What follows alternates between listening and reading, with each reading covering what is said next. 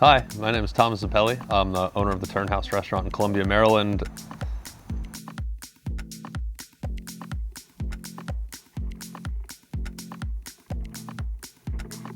I'm cutting up bacon because I will render the bacon out and use the fat to cook the kale in. And to me, kale, any kind of stewed greens like this really benefits from fat being added to it. And we also get a good bit of smokiness from the bacon, which is great. I'll have the onion getting cut up here so that it's ready by the time the bacon is done rendering. It takes a few minutes. We'll do the apples in nice big chunks, and I'll probably add them closer to the end so they keep some of the texture. These are Evercrisp apples that are local to Maryland.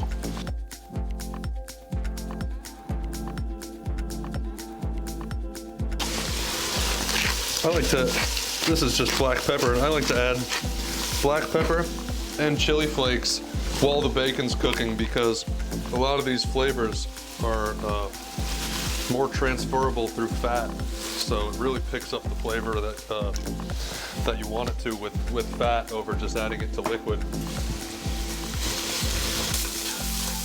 So this is one of the few times where you're cooking bacon, but almost not to get it super crispy. You're gonna add liquid to the pot eventually, so it'll lose its crispiness anyway.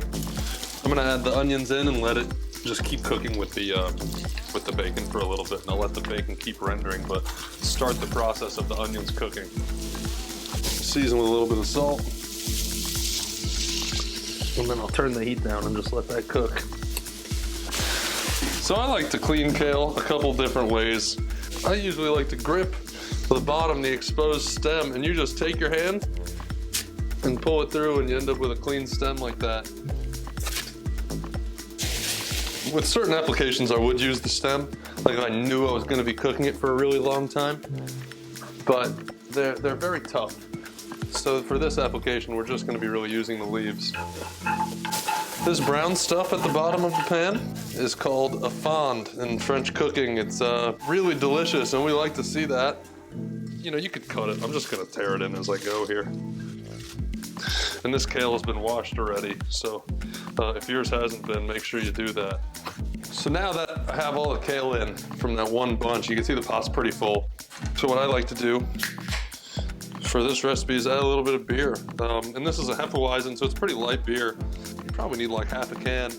But you can hear it's starting to steam. And you can turn the heat a little bit back up because you want to create that steam and pop a lid on it.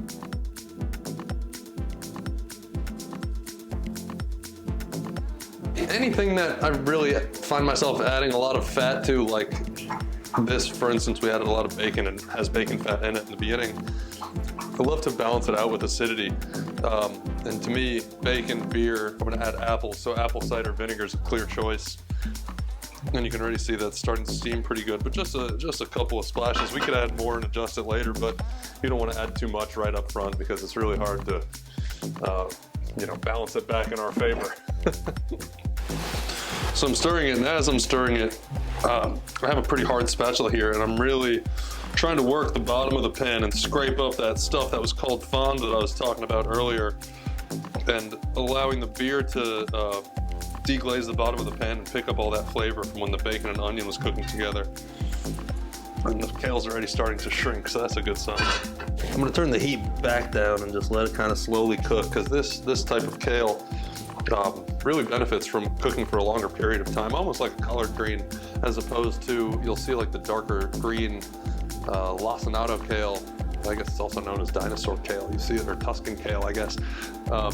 That you barely have to saute and is a little better to eat raw. This variety I really like to cook, and I like to cook it for a long period of time.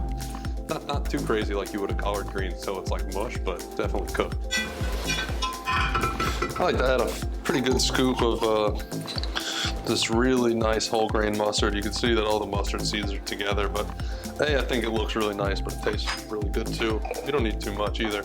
At this point, I'm gonna add in the apples too, because I want them to cook a little bit, but I don't want them to cook until they're mushy. Otherwise, I would have added them in with the onions.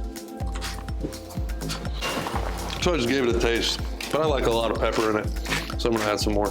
If you don't like pepper, you don't have to do that though. And I think it needs a little bit of salt too.